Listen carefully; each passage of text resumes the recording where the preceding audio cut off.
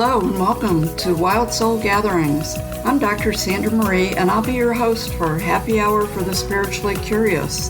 I'm very grateful for all you wild souls out there who've decided to join us today. I'm really excited for our listeners to be able to meet our guests who will be joining us, and they will each be sharing their experiences, their unique gifts and insights, and we will be discussing the many different aspects of spirituality. A few of the topics will be energy healing modalities, Reiki, quantum physics, mediumship, and many more. In addition to our many guests who will be joining us on Happy Hour for the Spiritually Curious, we will also be hosting a weekly show on astrology. Penny Petys, our astrology coach, will co-host a weekly show that really takes astrology to a new level. To learn more about us, go to our website, wildsoulsgathering.com. We would love to hear from you. You can contact us via email or through our website. Our email is wildsoulsgathering@gmail.com. In the tradition of Happy Hour, cheers to some new insights, peace, revitalization, and maybe an aha moment that will positively influence your life.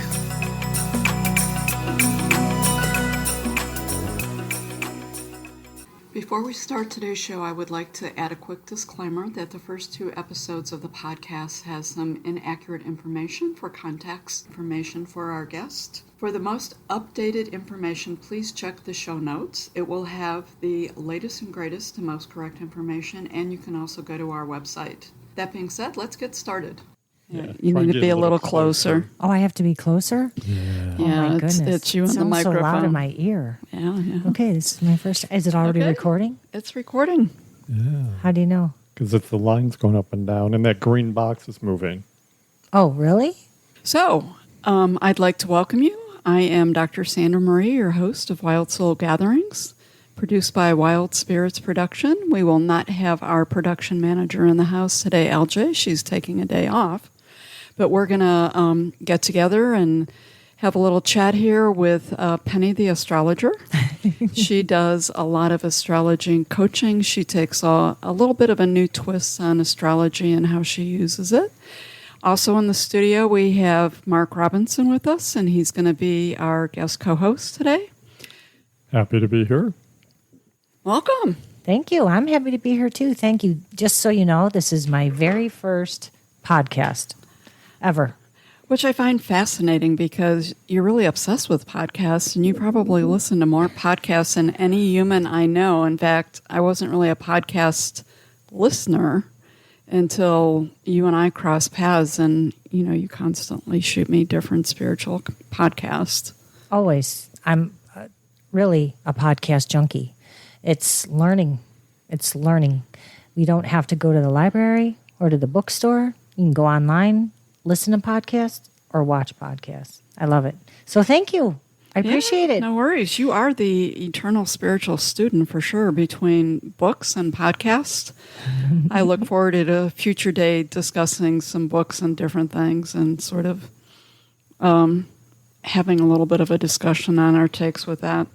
So tell me a little bit about you and astrology. Like, how did that all get started? How did you get into that? Oh, boy.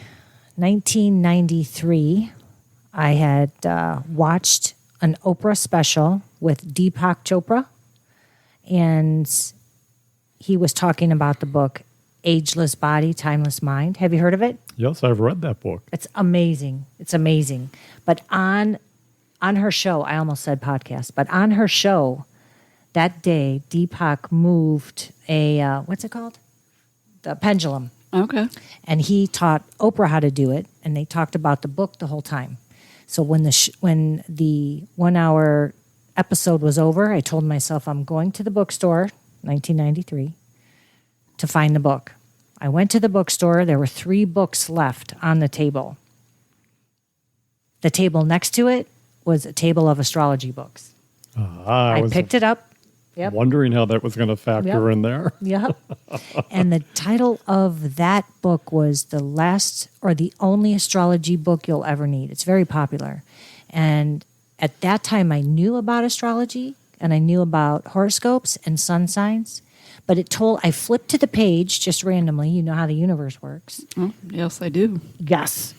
I flipped to the page of how to figure out your rising sign. And it just was calculated based around the time you were born. And I figured it out. I was Virgo rising.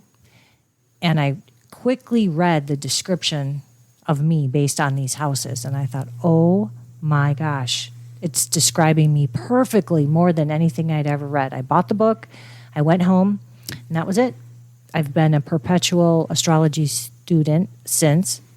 I have hundreds of books, notes. I've attended seminars, watched bazillion podcasts. I could go on and on and on. It's a lifelong study, like literally probably every day. It feels like it's a lifelong calling. It is, and I love it. And I'm very I'm like left brain, logic oriented, which I have been increasing my right brain, my spiritual side, in the past 10 years, even more so since Dr. Joe in the last couple of years. But it's logic. You have to figure things out, and I can't conquer it. It's going to be lifelong because there are so many things to learn and know and try to perceive in astrology. You can't possibly do it in one lifetime. So because I can't conquer it, it's like that never-ending goal. It's a goal for me, like a game. I love it. It's amazing. Okay. And astrology is fluid and alive, so it changes constantly. Oh, I love it. Oh, as the planets change, your horoscope changes. Now, since I got the mic for a minute, I'd like to interject that I would know Penny for over a year now. And like her, I was introduced to astrology at an early age, and for the same reason was totally enthralled with it. I'm just astounded by Penny's ability, because the one thing I lack, she has in infinity. She has a fantastic memory. I do that. She puts all these pieces together because somewhere they're filed away in her head, and she's doing this imaginary chart, bringing the pieces together, and she is spot on every time. Plus, she uses the apps on her phone like a well-skilled surgeon. Like, she's all over there flipping in and out of different charts and matching this and looking at different relatives. I love it. Like a teenage girl on Instagram. Yeah. Click. It's literally like a surgeon. Like, it is. Yeah. And it's amazing. I love it. So tell me about what you do with astrology. You do a little bit of a different twist, and you talk about the different benefits and uses. You talked about personally how it spoke to you, but I've watched you use it as a coaching tool. I've used it as a family coaching sort of therapy tool, couples therapy, and you don't use the usual charts, I think, that mainstream uses. Correct. Well, first of all, I look at the natal chart of a person, the chart that the minute they took their first breath, where they're located on Earth and the time they were born. And that sets the stage for their natal chart. It's all energies in the sky. I can look at their natal chart and know a lot, pretty much everything that I need to know about a person. It's no different than going to a psychologist or a counselor and talking to that counselor for months and months and months. I can see everything. It sounds like it's impossible, but you really can see everything about a person in their chart. And then on top of their natal chart, there are many, many, many charts. You can progress a chart. You can use solar arc chart, solar return. You can use a lunar return, a planet return. There are a bazillion different charts you can look at to determine what type of energies are affecting the person either that month, that day, that year, the following year. So what I can do, and what any astrologer can do who's been studying it for years, because it takes years, is I can help someone, whether they're in a relationship or they're in the midst of a business transaction or they don't know what to do.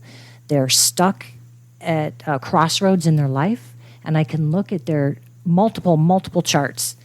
Usually there's a theme that appears in all of these charts because the energy and the planets in the sky tell the individual what's happening in their life. It's up to the individual whether they want to use those energies that are beneficial for them. I can see what part of their life is being affected, whether it's their work, their relationships, their children, their home, their house, their finances. I don't want to say deaths, but it could be a death of something. It could be a death and a rebirth, a regeneration. And when someone is privy to that information, it makes their life so much easier. So usually when a person comes to an astrologer, they have some type of, what's the word I'm looking for? Not trouble. A question, a concern. Yeah. They have something happening in their life where they want answers. They're at a crossroads, like the Robert Frost poem. Which path do you take? What I do is I look at their chart and I can see what energies are affecting them and how they can best deal with it. And I can give them, I can pinpoint the actual time, like within a day. That takes a lot of time, a lot of chart casting. But I can tell them, like if they're saying, should I move in 2 months? Should I move in 6 months or 12 months? I can look at their charts and tell them the best possible time for them, for whatever their question is. It's amazing. Relationships, 2 people that are they want to get a divorce. They could go to an astrologer or myself, and I could look at it, and I can pretty much tell within an hour what's going on between the 2 of them, and I can help guide them just based on their natal chart and their planets and the energies involved with each of them and how they're combined.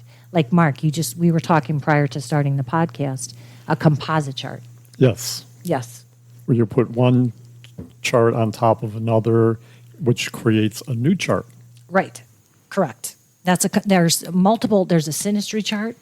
There's a composite chart. There's a Davidson chart, which is like a composite chart. There's literally so many charts. It would take me hours to describe them all. But I can also tell the dynamics between 2 people in a relationship chart. It does not have to be a romantic relationship. You can see a chart based on mother-daughter, grandmother, between grandparents and grandchildren, sister-brother, boss, a coworker. You can tell. It's so funny because I have so many stories. Oh, my goodness. Please share. Oh, my goodness. I have so many stories I wouldn't even know where to start. Well, first of all, as my kids were growing up, if they ever liked anyone, I immediately would say, when's their birthday? And make sure you give me their time of birth. They're like, I know, Mom, okay? I'm like, and then as soon as I would get that, I would pull up their chart, and I knew everything about that person. It's spot on. And then, of course, I would talk to them. I would tell my son or my daughter or their significant other, if it became their significant other, and they were just thrilled. They couldn't even believe it. But that's one aspect for all relationships. Of course, anyone that I want to date, I pull up their chart, sneakily find out their time of birth, where they were born, because you have to know the latitude and longitude and the time of birth. Because, well, we can get into the details later, but you have to know that information in order for all of these other charts to work. If you do not have their time of birth or where they were located on the planet when they were born, you cannot decipher all of these other energies. You kind of can, but you can't narrow it down into which part of life it's affecting. I've always said that astrology is an exact science. So the data you put in to get your output has to be as precise as possible to get the most accurate data as possible. Absolutely, 100%. And people that are not around astrologers, or they do not have the concept or the knowledge of astrology, think it's a hoax. Like, what are you talking about? Here's the day I was born. Yeah, but I need more information. Right. It's amazing. And work, when you know I've done this with every job. If you know the birthdays of the people you work with, just knowing the planets and the moon sign tells you a lot. You will know so much about your colleagues and coworkers, or who you think you're going to get along with. You can tell by their charts. Now, if you have their time of birth and where they were born, it's amazing. And again, then you can create a relationship chart, and you know exactly the dynamics of you and that other person. You can use it in literally every aspect. Oh, and animals. Cat astrology is huge. I did Really? astrology. Yep. Okay. Oh yeah. Like I could tell. Boy, you're going to be a rich lady. It's true.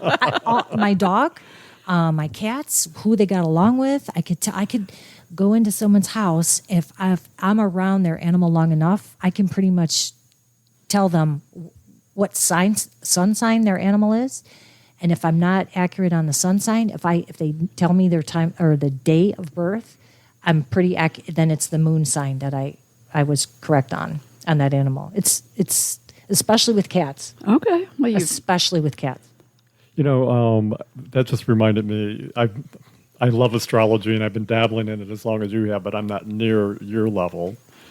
But I know enough that to not guess at people's signs, Right. because the sun sign is usually overrode by your rising sign. Your rising sign is how you present yourself to the world. Yes. So a lot of times you're seeing that, not what their sun sign is. Yes. And the planets in the first house or conjunct the rising sign, which for those who don't know what we're talking about, conjunct means on the exact degree Right. or within a couple degrees. And the astrology chart is a wheel and it's divided into houses. But the rising sign is the first house, which Mark was just saying is how you present yourself to the world.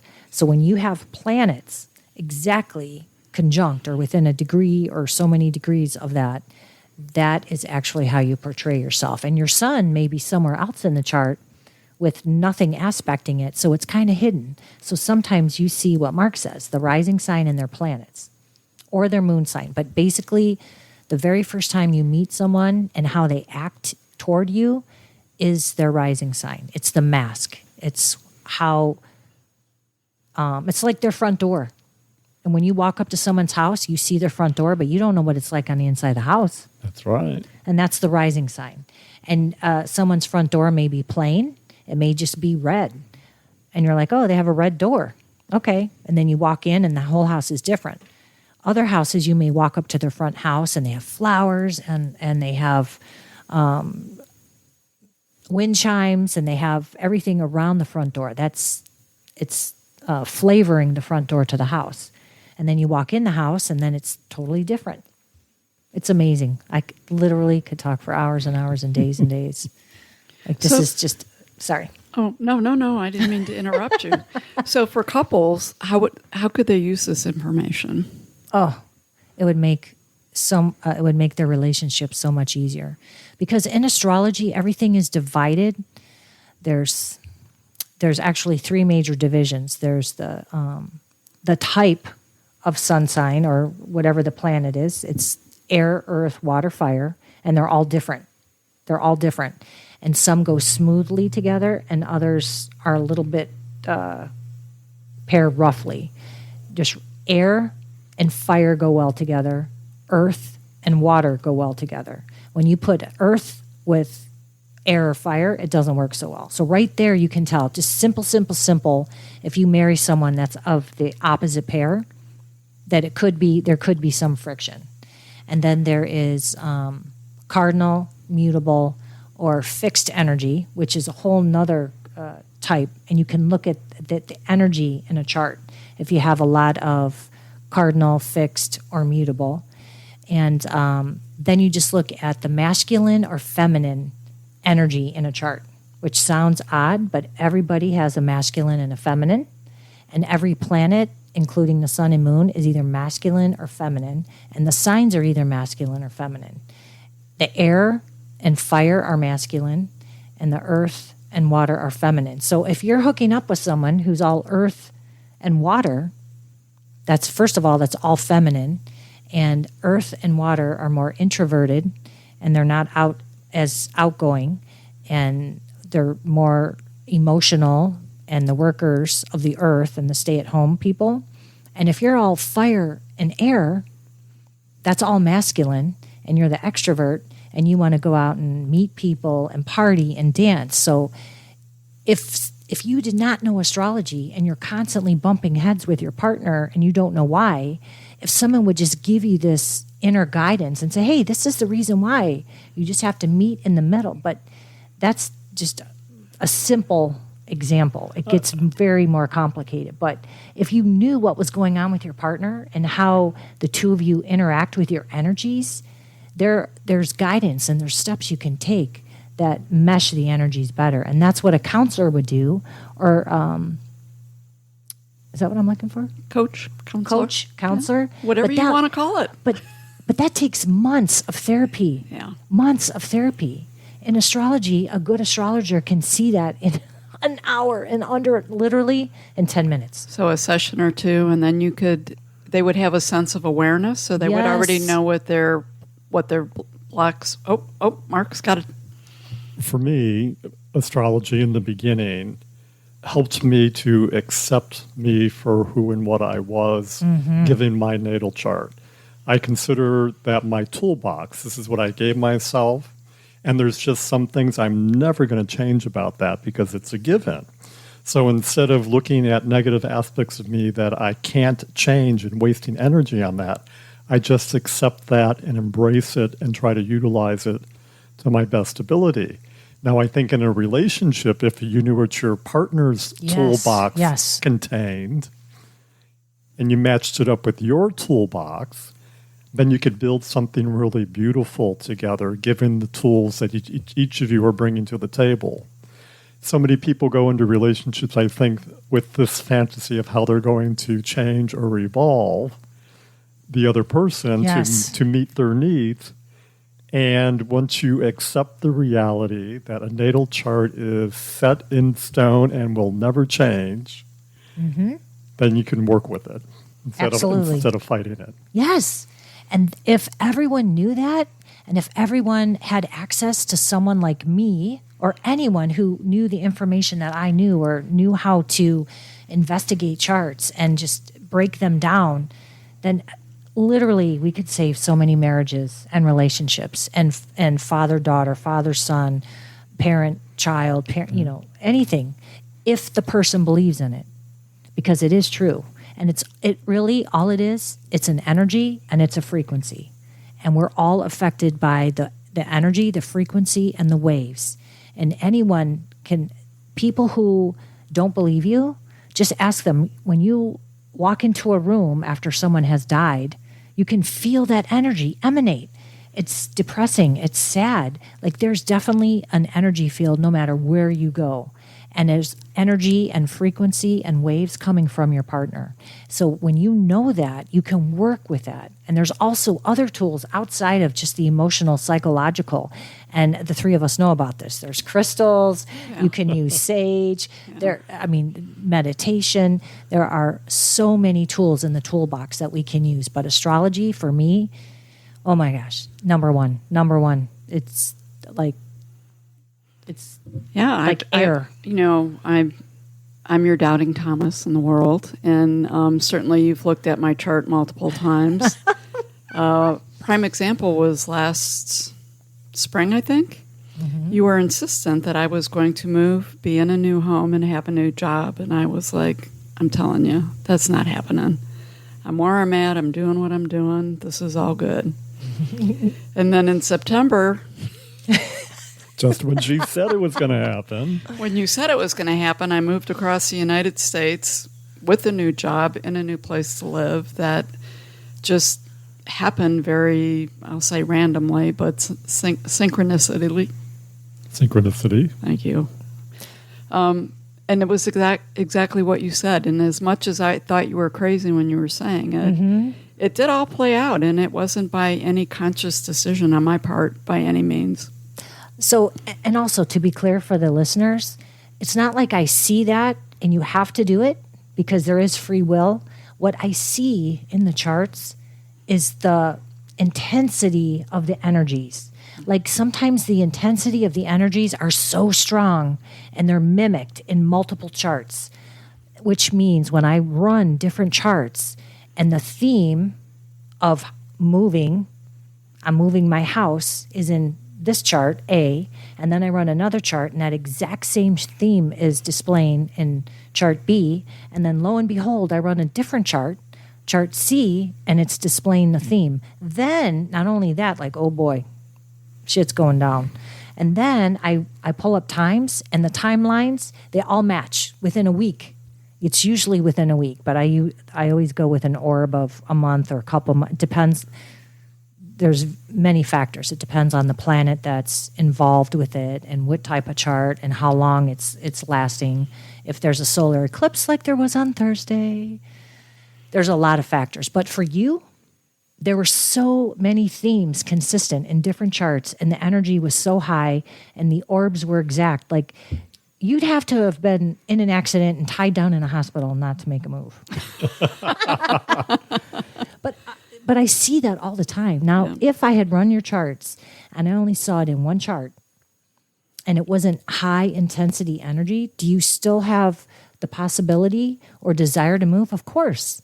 But it's not as high. So many other factors could have played in. You would have been like, oh, maybe not now. I'll just stay at this job, or I'll do more meditating out here in the desert. But there's certain things that just show themselves, and you're like, oh, like. So can we conclude and say that some things are just destined and we have no power over that? No. Well, she did say we had free will. Right. I wouldn't say we don't have power over it, but there is. So I don't know the exact verbiage that you would say, whether it's you're projecting your shadow. It's not necessarily projecting your shadow. Those are more of qualities and characteristics that you project onto a partner. But there is something that needs to be said for the universe. Sometimes the universe just wants you to move. So it's not that it's predestined, but sometimes things happen negatively to you.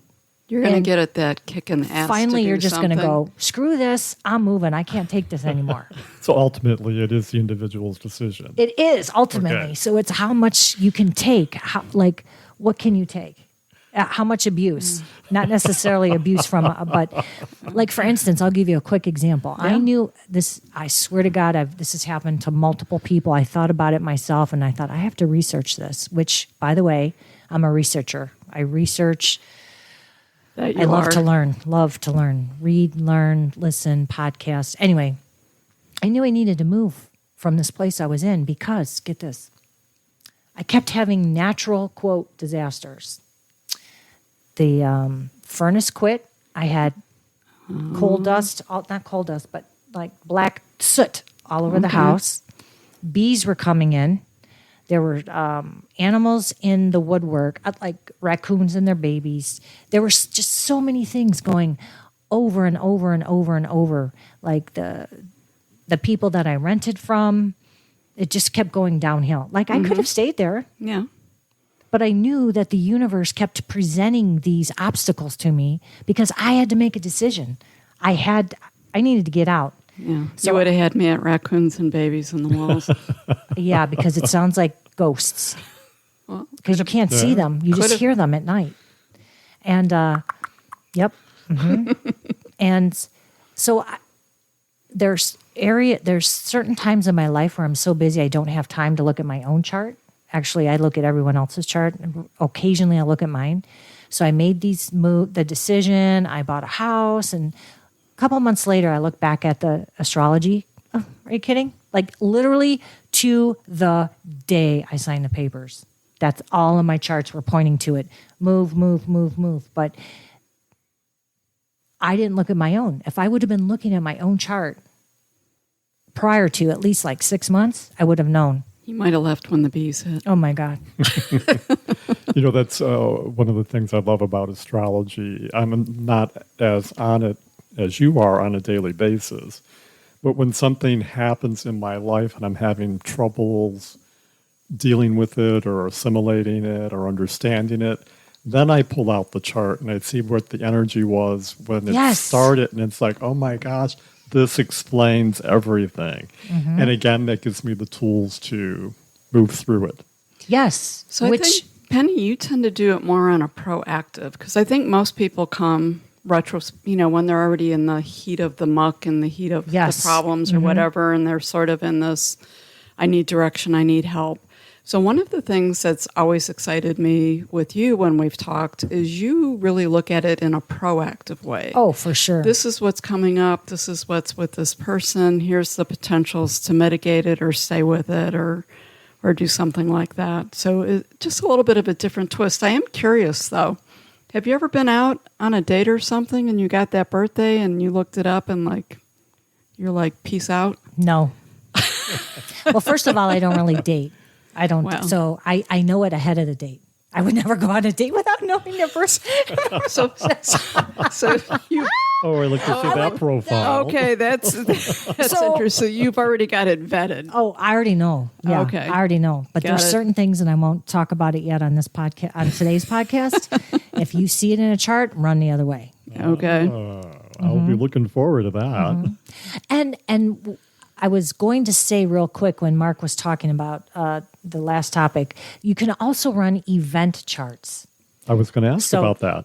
Yes, not just for weddings. You want to pick a wedding on a perfect day, not a perfect day. It's as perfect as you can get with the planets in the sky and the energy. But like for instance, you get pulled over by the police and you get a speeding ticket. You can run an event chart. Like, oh crap, this was going on.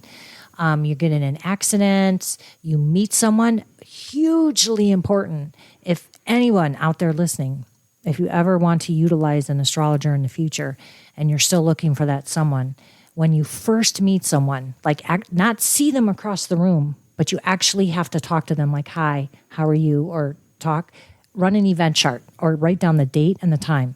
And then come to me or someone and you can look at that. And that time that you meet someone will foretell the energy of what's going to happen in that relationship. You don't even need a composite chart. Okay, May 2nd, 5:35 p.m. I can do an event chart. I literally, if you go through my charts, I have thousands, but I call it a meeting. And I just put, because it's alphabetized.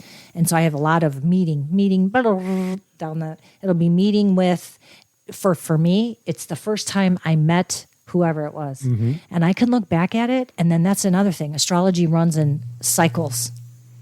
And you'll notice, or I notice, and I can look at someone's chart and run event charts, or you give me significant events that happen in your life, and I run a chart for all of those events. And I can see, this is another thing, this is part of the prediction, quote prediction. I don't really predict, but I give you times of opportunity because these cycles repeat themselves. Every time I met someone that was super duper important, whether I married that person, I have only been married once, or I had a significant boyfriend or relationship, my meeting event, they were all similar. They were the exact, I can't even get into it, but. So the planets and the aspects and everything align the same? Always. It's crazy. I have so many meeting charts. And then when I meet a good friend, like you, Sandra, I don't have a meeting because I don't know, the first time we started talking, it didn't even dawn on me. But all my good friends, if I have a meeting chart or a significant relationship with someone and I run a composite or a meeting event chart, it's amazing. I met you on July 4th. 2020. Oh, that's what time? right. What time? Oh, it was in the afternoon. It was in the afternoon. We'll have to go back through text because I probably said I'm almost there. I'm on my way. I do want to throw out, because it's frustrating to work with somebody who doesn't know what time they were born. Mm-hmm. And I just talked with somebody that you worked with, and doing those things where you were matching up different charts and events in their lives that you were able to actually figure out what time they were born. Yes. So it is possible even if you don't have that information. It's called rectifying a chart or rectification. It's labor intensive, super labor intensive. And you just have to keep running chart after chart after chart after chart. And you look for themes and patterns and significant events in your life. Because in astrology, especially in the progress chart and their solar arc charts, I could go on forever, but every astrologer knows there's certain events that happen when certain planets or progress planets contact an angle in your chart or a certain area in your chart. So when you're looking at major events of someone that you're trying to rectify their chart and find a birth time, you ask for 5, 6, 7 of the most major events, and you can try, and if you work hard enough and long enough at it, then you can hopefully figure it out within a couple minutes. And that's a testament to what an exact science astrology truly is. Yes. It's amazing. And another thing, sorry, we're all pointing at each other here. Mike's going down. So Mark had a limp mic. It's lost it. You have a natal chart, which is the energies of the time you were born, how it affects you personally, the planets in the sky. Then that's always with you. It's stationary. It's that natal chart. But every single day, the planets move, the energies move, there's cycles, and they transit your chart. Transit means they just move around your chart. Your chart is really a circle on a paper, 360 degrees. Looks like a pie. Yeah, exactly, with 12 sections. So there's a couple things that I was saying earlier. I would look at my kids' relationship charts with their significant other. But when I would look at especially my son, who's high energy, high active, Mars, just for future reference, when the planet Mars, the warrior planet, the planet of energy, war, action, I gotta go, go. When it's transiting your chart and it's crossing your rising sign, the percentage is so high you either get a fever, you get sick, or you're in an accident. Really? Yes, almost. In fact, it just happened to my granddaughter, Lily. And I told my daughter, she's never sick, yada, and I looked at her chart and I go, she has Mars on her rising conjunct. That's why. And my daughter also knows astrology. And she's like, oh, It's so why nice didn't you that tell you guys me? can talk I and said- understand each other. I said, yeah. I said, because usually I would give my kids a head up, Yeah. especially my son. Don't do anything crazy. He used to ride BMX, motocross. He had a road motorcycle, and he would do stunts. I'd be like, Nick, please do not do anything crazy today, because there's certain aspects in the sky and planets, Mars, Uranus energy. You need to lay low on certain days, and actually today is one of those days. Yeah. Oh, Yep, exact today. I saw that. You know that. 6:00. It's a Uranus-Saturn square. There's only 3 this year. It only happens they connect only about every 30-some years. well, that's an interesting choice. Well, And- before we go, and I think we're going to wind down, I have a benign question that I have wondered about for 40 years. Okay. Twins.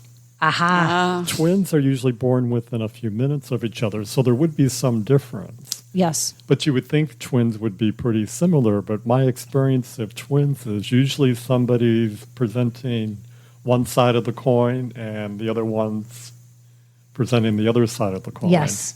So this has been studied many times, not many times, but there's been studies by astrologers and researchers about twins. So what typically happens is one is the dominant twin and tends to take over the actual energies of the chart, the dominant energies, and the other twin, which is usually the one born second. Oh, It's okay. usually the youngest of the twins, takes over the shadow side Oh. and becomes an introvert. Okay. And it's almost always the percentage is so high. So that's why some people will say, oh, well, look, I'm not like that. I'm not like my twin, because that's just the energies that you can't have. There's always a polar opposite. Right. Always. There's black and white. There's north and south. So when you have twins, the same thing happens. Okay, now I have the information to win that argument, because that's come up many times in my life. Well, what about twins? Born at the same time, but totally different. But every set of twins I know, the oldest is the dominant and takes over the energy of the chart. If I talked to the dominant twin and I looked at their birth date and didn't know they were twin, it would be perfect. Now, if I looked at the non-dominant twin and I was looking at their birth chart, then I would know something else is active in their chart, because they're not living up to their potential. Okay. Because it's the twin. And it's almost like that projection that I was talking about, their shadow side. That non-dominant twin is projecting everything onto the dominant twin, and the dominant twin is playing out the energies. Wow, that's fascinating. I'm so glad I asked. Thank you for that. Oh, sure. Well, I'm going to just jump on that real quick. You had said that in families, Yes. that there's actually sort of like an astrology birth chart family, that there's a Yep. linkage with that? Yep. I can see if I have the charts of every family member, I know exactly the traits that say there's a son and a daughter, the traits that the son got up from whichever family member. Grandparents, too. If I have grandparents on both sides, the parents and the children, I can see who the child takes after, where their characteristics came from, whether it was the mother, the father, the grandparent, each child, who they get along better with, why this. I can see everything. And they pass down traits like you pass down eye color and hair color. You see it in charts. Someone might have a Mars-Pluto square. It's rough. The sun might not have a Mars-Pluto square. They might have a Mars-Pluto conjunction. And they both have aggression or like to drive fast, or there's a lot I could talk about. But you can see it in charts. A lot of times, like I was discussing in families, but this is what we use in rectification also. Usually, a child of a mother, the rising sign becomes the moon sign of a child. Not always, but like for me, my mom is Leo rising. I have a Leo moon. I'm Virgo rising. My son has a Virgo moon. And it tends to go like that in patterns. Like, can I say something about you? Yeah. You're Cancer rising, Yes. and you have a child that's a Cancer. Correct. That's how it works. So sometimes when you're trying to rectify a time of birth and you have a choice of certain rising signs, and I'll that's why I was like, can I have your mom and dad's time of birth? And they look at me like I'm like, why do you want my mom and dad's time of birth and my kids? I'm like, because I can see it in your kids' charts, or I can see it in your mom's chart especially. Also, in a chart, you can see your mom and dad.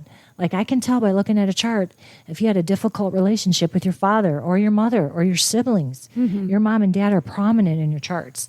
Literally, you don't have to go to a counselor or a psychiatrist or a psychologist. You can go to a good astrologer who sees all this, and they can help you with all of your issues.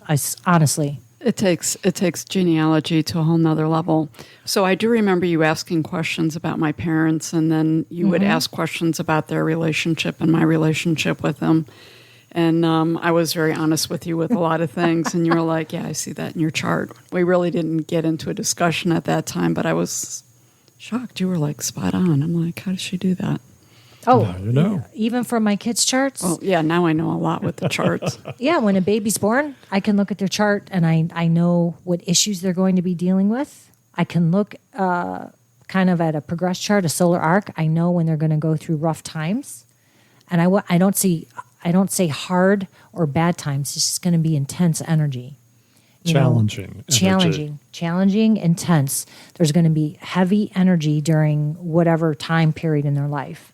If they get along with their father, like those Mars, Pluto, Uranus, Saturn, when there's aspects between those planets and they're heavy in a chart and the energy, it's like geometry. There's hard angles and easy angles. If they're hard angles, and I don't mean hard like, oh, that's bad. That's what it's called. Yeah. It's a degrees. You look at the degrees. It's geometry. It's geometry. Math. So if a child is born with these heavy, hard angles between those four major planets that I just mentioned, then you know right there they're going to have issues to deal with and work through. And if they know about it prior to getting into that energy, even when they're young, and you can help them and guide them and give them outlets to work off that energy, it's so much easier. I see it every my grandkids, my kids. I look at their charts, and then I look at them periodically. Also, like I was just saying, I'll warn my son, you're having Mars on the rising. It's coming on. Don't do anything crazy. Don't drive fast. Don't yada yada yada. Well, I definitely think this is the wave of the future. This is one-stop shopping that kind of overrides every aspect of your life. Well, it's clearly more cost effective. And I'm, in the 60 years that I've been around, I've seen how astrology has evolved into mainstream society, and it's become more and more accepted as a tool as people understand it. And I could really see with these transformational energies that the Earth is working with now, that this is going to be the go-to for help in the future. Oh, for sure. And by the way, for all you listeners out there, Mark is really, really, really knowledgeable about astrology. I was impressed when I first met you. I was like, what are you asking me for? You know this? I don't have the memory you do. I am just bowled over how you just spew all these dates and I I do. My son has it too, and my one granddaughter has it.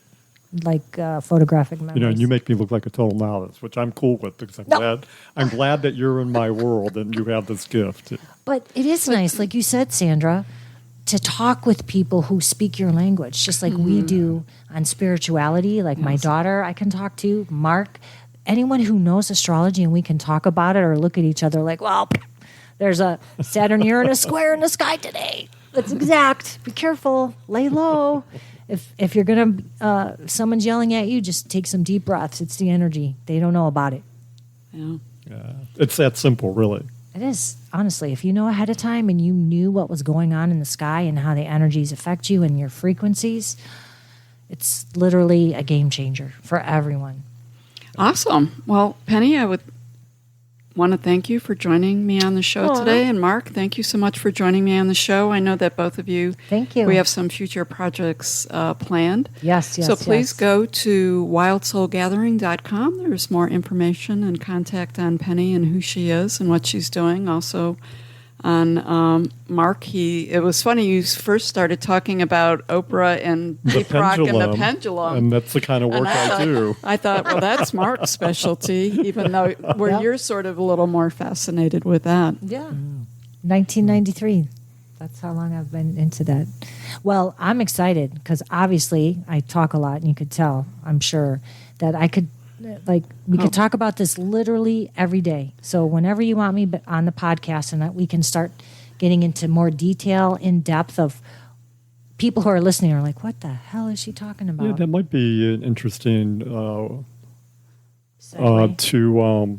talk about world events and to assimilate them, to help understand what's going on in the world at large. Okay.